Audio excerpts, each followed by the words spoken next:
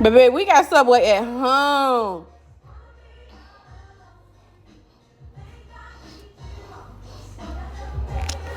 My first attempt at making a grinder sandwich. How I do, y'all?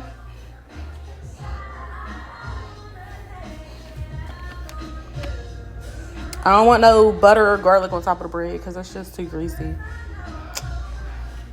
But I have ham, turkey, salami, pepperoni, provolone cheese, tomato.